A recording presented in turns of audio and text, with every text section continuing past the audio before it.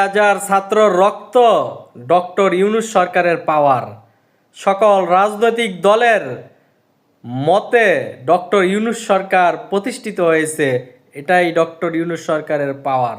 এতএব BNP অতি উৎসাহীরা এবং অধৈর্য হয়ে বক্তব্য দিতেছে ডক্টর ইউনূস সরকারের গ্রহণযোগ্যতা নাই, ডক্টর ইউনূস সরকারের জনসমর্থন নাই।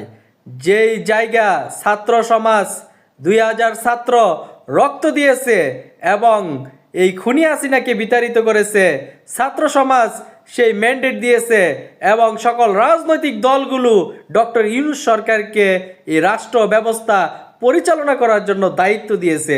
এতএব বিএনপির অতি উৎসাহী নেতারা এবং বিএনপির কিছু সুবিধাভোগী নেতারা এখন বলতেছে ডক্টর ইউনূস সরকারের কোনো ক্ষমতা নাই, জনসমর্থন নাই। আর ডক্টর ইউনূস সরকার কি করে দেখালো?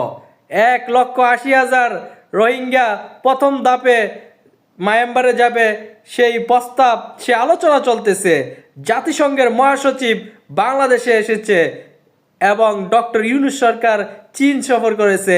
নরেন্দ্র মোদী অপেক্ষা করতেছে ডক্টর ইউনূস সরকারের জন্য। এতএব বিএনপিকে বলবো অধৈর্য হবেন না। অধৈর্য হলে আওয়ামী লীগ ফিরে আসার চান্স থাকবে, তখন রক্ষা পাবেন না।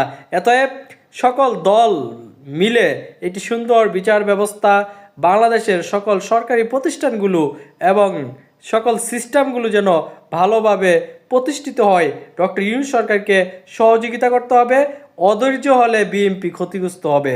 এতএব সাবধান।